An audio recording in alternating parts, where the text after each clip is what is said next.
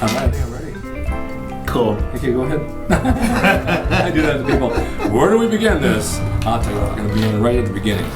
Welcome to Rick's Corner. I bring interesting people on here all the time from all different walks of life and all different professions. But of course, the basis of our stuff is bodybuilding because that leads the road to everything else in life. And I'm really happy to have Reid from the gym. I met him many, many years ago, and he's always stayed in shape. And he decided to get and compete this year and went back and trained really hard. Wouldn't talk to me in the gym, ignored me, wouldn't say hi or goodbye. And I was so hurt. But then I said, "Can you do my show?" He goes, "Yeah, I'm here." That's right. So, Greg, it's really good to have you. Let's just talk about this award you just got because this is a beautiful thing. Rick, for one, thank you so much for having me here. Yes, you are. Yes, so much. This is the men's classic physique over 50.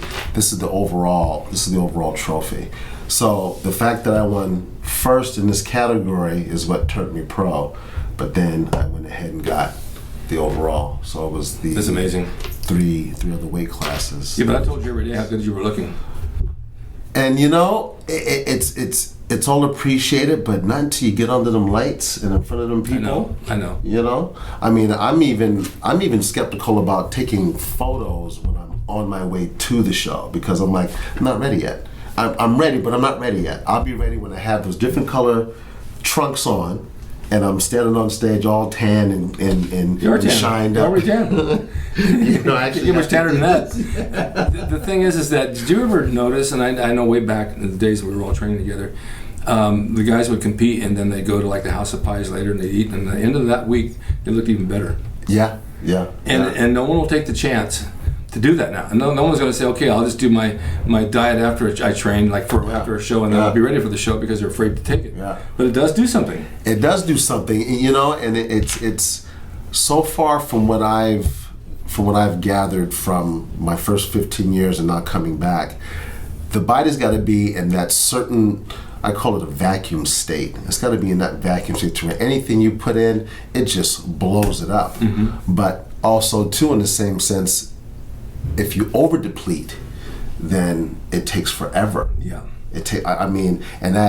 I've experienced that to where it took me over a week to gain weight back. You go flat. Oh, flat is, and then you disappear. It's hard to understand that too because it's a fine line to where you go with it. Yeah. But if you know your body well, then you do know where to go with it. Yeah. It's those who don't know and they experiment around and they end up screwing themselves up to the last minute. Yeah. And that's it. You sent me a picture of you when you first started training. What were you, 13 or so? That picture was 17. I started picking up weights when I was 12. Yeah. When I was 12. It was a friend of mine in high school who was taking photography. He goes, "Greg, let me get a picture of you." And I had already been, lifting weights, and that'd be my first classic physique pose. That was great. But 12 years old. It was something that I did better than all of my other friends. They were good in baseball, basketball, and football. And, I was like, I got picked, 34th last, or whatever. But the moment I picked up weights, it was all over.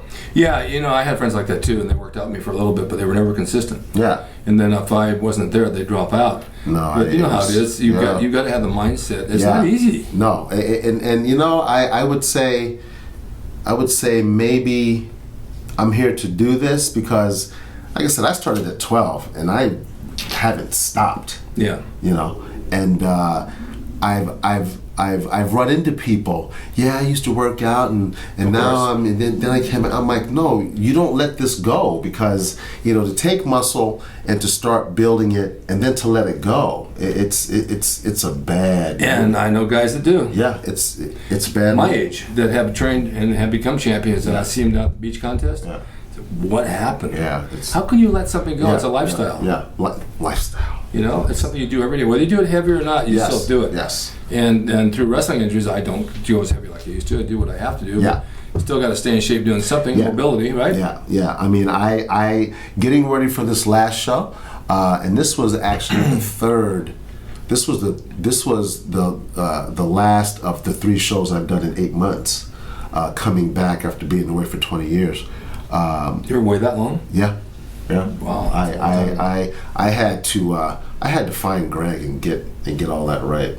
you know, because it started getting too confusing. I couldn't make sense of me, so it's like, you know what, and I'm doing all this, and it's only getting me top 5, top 3. Something's got to give.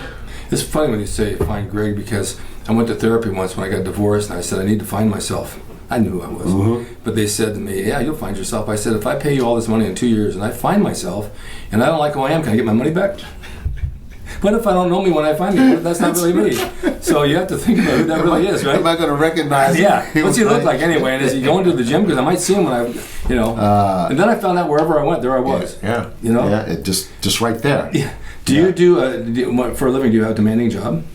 Is it physical? Personal trainer. It's physical for me because I'm very thorough with my people. Yeah. I'm not the guy that just counts reps. I make sure things are moving. Yeah. I mean, yes, you know, I sit when I can because I need to. You have to. You have to. The thing was, with what you do like that, though, Yeah. and I had done it for a while, is that by the time your workout comes around, you don't want to train.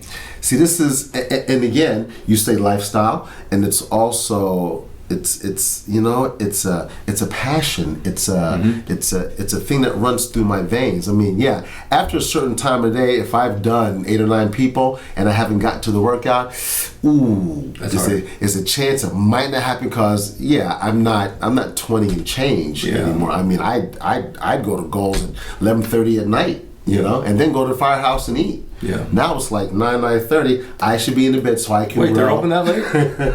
They were. By the way, they raise their prices too. By the way. Really? Oh yeah. I haven't been there. I can't get out there for less than $25. Damn. And that's chicken, eggs, and pancakes. Yeah.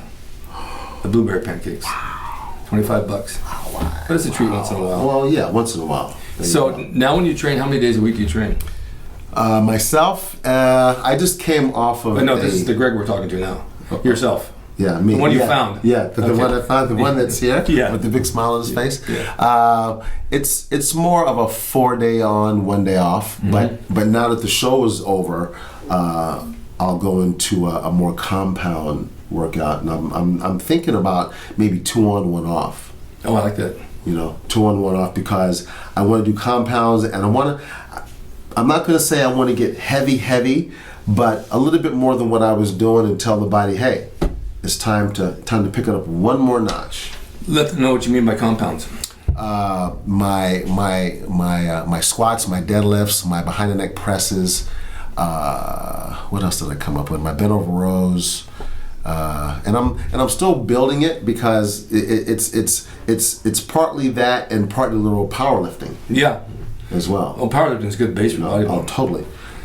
So even though the physique has been around for as long as it's been, I've this past year, say 13, 14 months, I've learned how I need to train. It's different. It's different when you're over a certain age. Yeah, oh, no, there's no question about it. And the machines can be best friend. Yeah. The dumbbells sit over there. And it you know, everything still works, but the body's like, no, we can't. To do it the way you used to, it's not.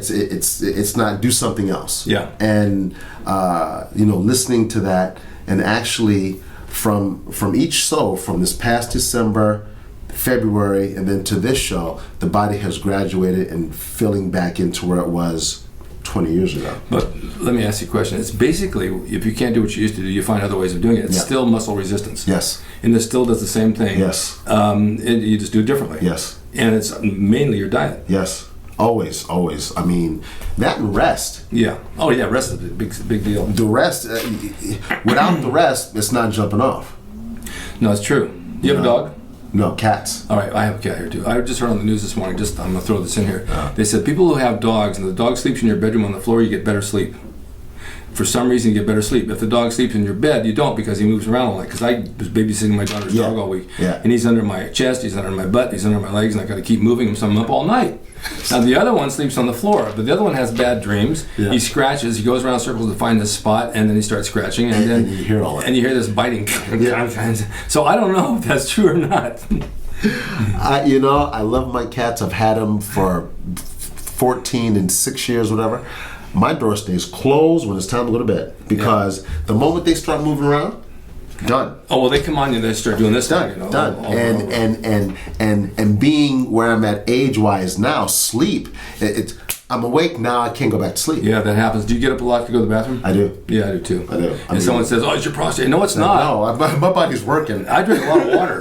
A lot of water. And you know when they say stop eating at 7 o'clock at night, I usually stop. And then what I do is I'll drink ice water all night. And then around 11 o'clock I'll have my fiber with my apple cider vinegar and a scoop of protein. And that's it.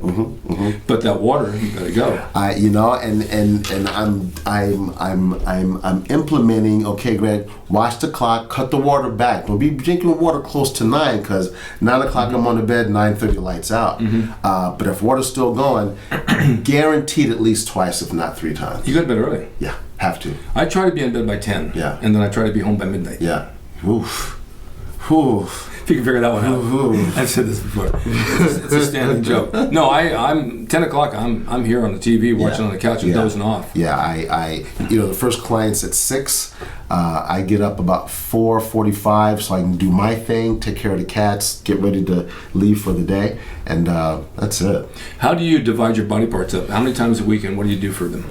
Right now, well, okay. Basically, it was legs. Actually, quads and calves on one day. Shoulders, arms. What was it? I'm sorry. Shoulders, hams, arms.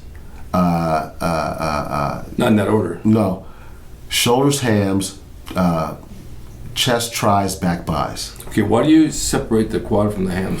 I get better focus, concentration, and I can just pretty much peel them back. I've tried that. Yeah. And I liked it. Yeah. And I thought I was weird. Because No. I'll do my hams and calves today. I'll do quads tomorrow. I mean, I've done a quad ham same day. Yeah. And but now it's about building that sculpture. And quads one day, hamstrings another day, and I just get to go as far wild as I can, and then they grow. What do you do for shoulders? Shoulders, a lot of lateral raises and a lot of dumbbell presses. You believe in the presses? Yes. I did too, for many years. We used to do the Arnold presses up and down the road. Yep. But I have such arthritis in my shoulders now that I'm almost not wanting to do it. Yeah. And Ken Waller told me years ago, he said, you don't need to do presses, do all your laterals. Yeah. And Frank Zane and a lot of these guys, Vince Giron, it was all laterals, shaping movements. Yeah, laterals will. Yeah. And the pressing, if you do it, I mean, you do it because your mindset is old school. Yeah. But when you look in the mirror and you do it, you're really working the front delt. Yep. And the front delt works on the chest. Yep. So you're kind of duplicating it. But to know how to separate as you're training, that's my specialty. I think the rear delt's very important. Very. A lot of times I'll start and finish delts with the rear delt. Okay. Yeah. Blood in there first, blood in there last. Yeah. Because to have a good rear delt makes your shoulder look like. There's no question. Yeah. There's no. I just started doing this exercise with a rope where you pull back slowly. Yes. And I haven't never done it. I've always done dumbbells. Yeah. I really feel that. Yeah. Yeah. That's. I love rope. I like dumbbell. I like rope. I like facing pec deck. Yes. Love facing pec deck. Did that for years. One of my first mentors, Roy Liedermeyer, when I saw him train rear delts for the very first time, I'm like, he's only using 20 pounds for that movement? I know, right? I'm like, so he's got me doing, I'm like, yeah. Oh. But if you do it right. I get it now. Yeah. And then, weeks, couple months later, I'm banging them out. But man, to get the rear delt, like just to. When you do the rear delt on the pec deck reverse and you're sitting, and if people know what we mean, we're facing it rather than facing out. Yeah. I watch people do it, and they're all bent over like this, right? And I put my head up and send them straight. Yeah, posture. So when I come back, the posture is getting the delt. When you're bent over, you're not really getting it. Yeah, it's more scapula. Yeah. I'm thinking, But, also in my training, posture's first and foremost. Tony Pearson told me that. Yeah, because the way you stand up is what you're presenting. Right. And if your shoulders are forward or you're hunched, you're not showing this thing can actually, put another foot on each side because of what illusion does. Right. And make you look taller. Right. But yeah, so. And years ago in the 50s, like Steve Reeves, the idea of lifestyle bodybuilding was wide shoulder, small waist. That was what was appealing, and today with the bodybuilders, not you of course, but some of the guys are just so distended in their stomach that they look like a block of wood. Yeah, it's gone beyond. Yeah. It's gone beyond. How do you feel about that? You know, I left stage in '96, and up until then, it was starting to turn into that huge, but it hadn't gotten there yet. I'm thinking Dorian Yates was probably the pioneer of bringing huge to the stage. Yeah. Because Lee Haney was, shoulders out to here, back out to here, and waist into here. If they could keep the aesthetics. Shit, bodybuilding is bodybuilding. I like to see a big, in shape, lean, ripped dude. Yeah. But when you throw a midsection in there that's doing something that takes away from the line, yes, then you kind of scratch your head and you wonder, okay, where's it's going? And believe me, if I'm thinking that if I were a little younger, I'd probably still be chasing, because my heaviest is 275, and I still had separation.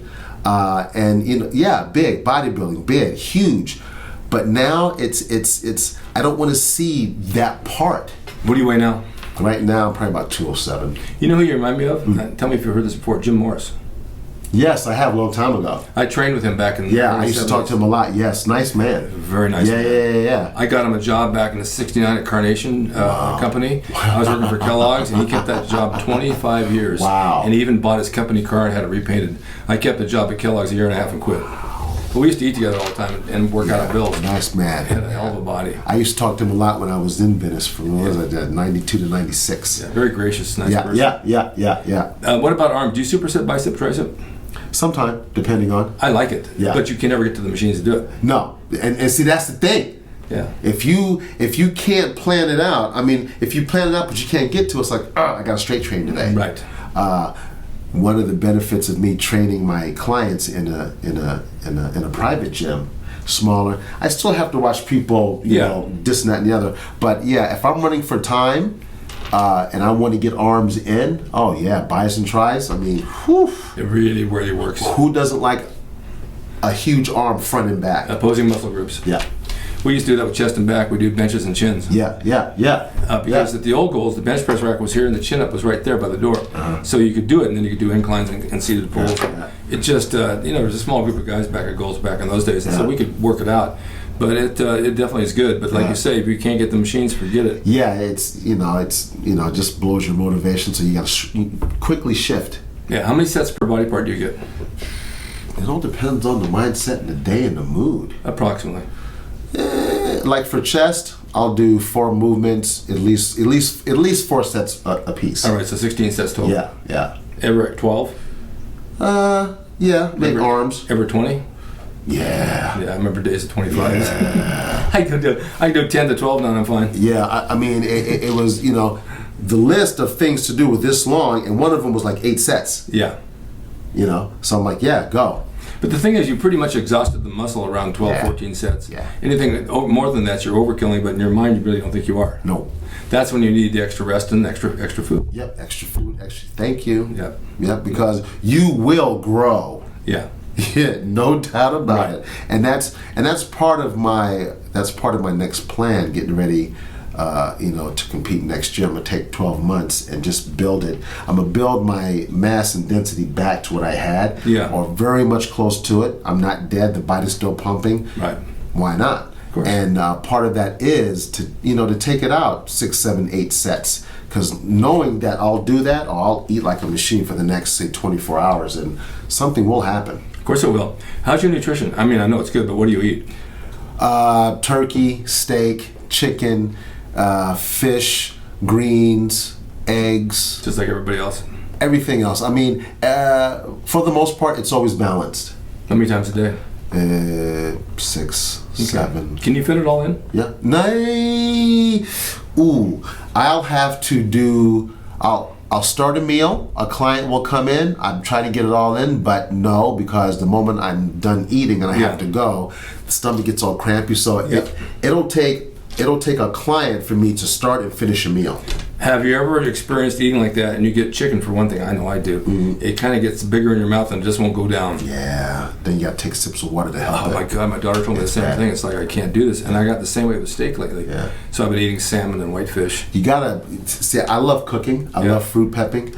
And when I put my stuff in the microwave, everybody in the gym is complaining. Yeah, that smells good. Yeah, because it's smells good. Because we got to keep eating this, and it's got to, for one, palatable, and it's got to get down as quick as possible. Yeah, it's got to be. You got to want to taste it though. Oh, you know, it should be like ice cream. That's what I'm thinking, or some good pancakes with syrup and butter. Yeah. Like so now we're here, and your plans for the future. What do you want to do? Like I said, take 12 months and build. Can I say rebuild? Yeah, you can say rebuild. Rebuild my mass and density back. Going on stage, I get 10 more pounds of weight. So pros are at 210 at my height, which gives me a good 15 pounds that I can put on from, you know, for a good 12 months. And yeah, you know, it feels good to be back in competition, more so because I took 20 years, I did a lot of work. The knowledge and wisdom are my staples. I know how to listen to the body, treat the body, and now it's fun. Yeah. It's fun knowing that I love eating the food that I make, even though it was the same food I took into the show, but it tastes good. And I throw outside food in just to, you know, keep calories up, keep the brain from not getting all dead and stuff. Of course. But the brain and body are ready to do this. You know, I mean, next time I step on stage, it'll be a pro lineup. And I'm not going just to show up. No, of course not. I'm not going just to show up. But your brain tells your body what to do anyway. Totally. Yeah, people don't realize that. The body won't do it on its own. No. You can go to the gym, and I've said this before, and say you bench 300 pounds, you go in the next day, you get 250. The body didn't change overnight. Nope. It's your brain. Yep. It failed you. Yep. And you're not knowing how to listen because the body's talking to you all the time. All the time. My body talks to me, and people talk to me in my sleep, people that, in my head. No one really knows them. They're my friends. So, what are your, where can people reach you on the internet? They can reach me internet. Okay, let me make sure I say this right. Okay. LA91 at sbcglobal.net. That's your email. That's my email. I actually have a website. No, let's go Instagram. Okay. What's my Instagram? My Instagram is I think it's physique low score connoisseur. I think that's right. Instagram. Facebook is Greg A. Reid. Okay. Yeah, REID. So those are the three places we can reach you. Yeah. I'm doing a lot of posting on Instagram because why not? I'm an IFBB Pro. This is fun. And I get to have some fun with it. I'm really good at all the social media, but Instagram took me a minute to learn. Yeah, it kind of messes up on my phone sometimes. I'm trying to, you know, I mean, I'm keeping up, but there's other people in the gym and they're like, Greg, did you post today? And I'm like, dude. He's like, come on, Greg. I'm like, I have them do it for me. Yeah, hey. That's the only thing. That's the only one, though. I think I got it down now, but then I did it and it said can't save, and it went to another thing. Yeah, you know, and you got to make sure you push all the buttons because everything you just did and you don't, and it's it's there or it's gone. Yeah. Well, thank you so much for being here. Thank you very much really for having me on the show. You people will love Greg. He's a wonderful guy, but it's the first time we really got to sit and talk. Yeah. And it's really a pleasure. We have a lot to talk about. Yeah, we do. And you guys have a lot to listen to. Please listen because that's the way you learn. That's how you learn. Keep an open mind. Yes. Thank you guys for watching Rick's Corner, and we will see you next time. Peace out.